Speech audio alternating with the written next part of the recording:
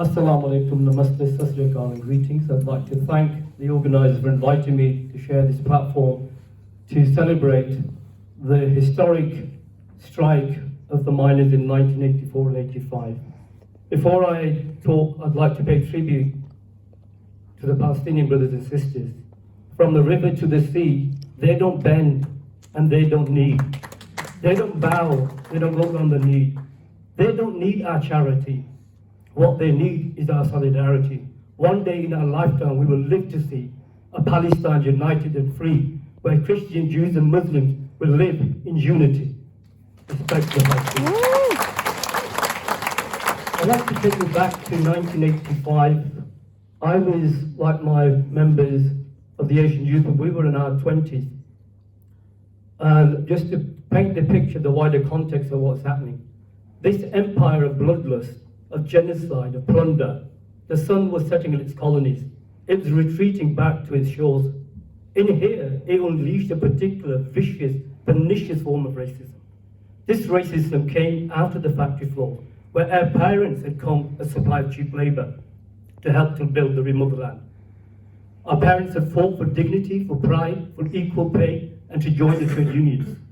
Recession and recession was setting in. And this recession, we, the Asian, African, Caribbeans, became the convenient scapegoats.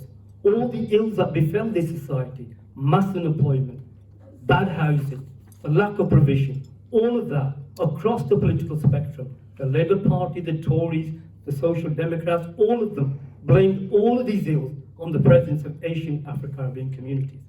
And so what that did is, as the immigration laws began to close, it enshrined racism within state legislation. And every Tom, Dick, and Harry in the street, if their legislation said that we had no right to be here, began to blame us. And the National Front, far-right parties out of the gutters came out and began to challenge the Labour Party in the elections. Far-right paramilitary organisations like Combat 18, British Movement, on a daily basis began to organise demonstrations in the heart of our community. National Front slogans, swastikas appeared on our walls and our doors. We began to live in a stage of siege. There's a brother here from that period, Raja Khushnud. His restaurant was peppered on an attack, and we organised to defend that restaurant. So we were living in a state of confusion. There were high-profile racist murders which became a daily experience. Even the police acknowledged that there was a massive rise in racist attacks that were taking place. We, as a second-generation youth growing up here, we had no choice. Our back was up against the wall, but to defend ourselves and to defend our communities. In every major city and small town in this country, from Dewsbury, Bolton, Bradford, Sheffield, Coventry, Derby, Southall, East End of London, second-generation Asian working-class youth formed organisations called the Asian Youth Movement. This was the single largest grassroots political formation in the history of UK South Asian communities. We defended our communities against racist attacks, fascist attacks, against police brutality. When the police came, when we were the ones who were being victimised and attacked, and I'll tell you the incident that happened in Sheffield that led to the formation of the Asian Youth Movement. A restaurant called Shazam in Darnell, where 14 racists went to that restaurant. After eating in that restaurant, they said, "You are Pakis, you don't have the right to be here, you're subservient, you should give us food free." When the restaurant owner challenged them, they smashed the restaurant, they went outside, got iron bars, they got bricks, and they smashed the restaurant. The restaurant owner called the police. The police was only 10 minutes drive from there. It took them half an hour, if not more, to arrive. When they arrived, what happened is that they arrested the restaurant owners and the waiters, and the racists walked away scot-free. The next day, in Sheffield, the Asian Youth Movement was born. And we were no unique and no different to any other city where Asian youth formed. And in that context, we understood we were minorities. And when we were defending communities, we also understood as minorities, it only took the pubs and the clubs for the people to walk out and for us to get attacked. So we had no choice but to build alliance. And we also understood we were young kids. We had very strong class instincts. We also stood that it didn't matter if you was middle-class doctor in the eyes of a racist, you was no more than a nigger walking a packy. But our struggle against racism had to be fought on class lines.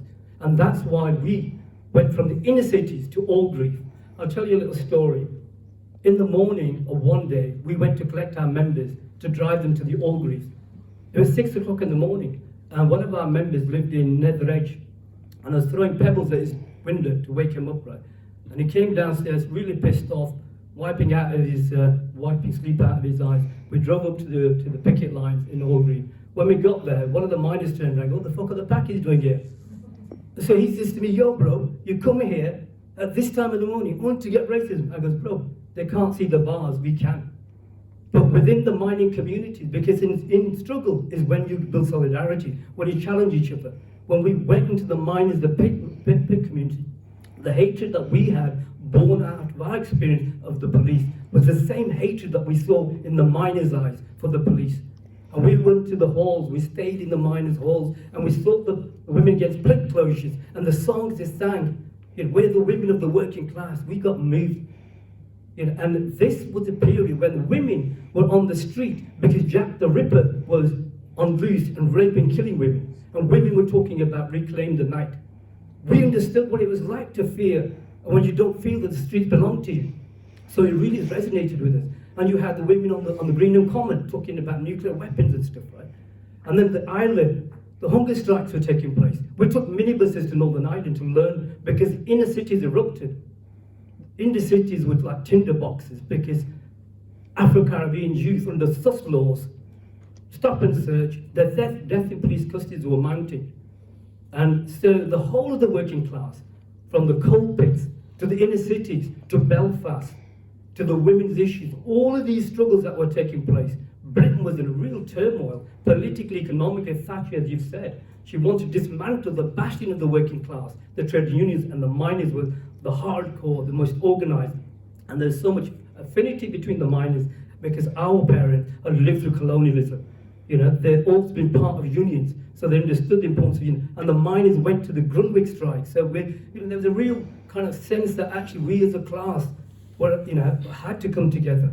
And as young people, we understood the importance of building alliances, empathy, and solidarity. So I think we're in that situation once again. Racism now takes the form of Islamophobia, targeting Muslim, and the issue of Palestine, the genocide. There's no two sides to the genocide. There's only one side, the right side of history. And we need to stand in solidarity with Palestine because it's a global issue. Thank you very much.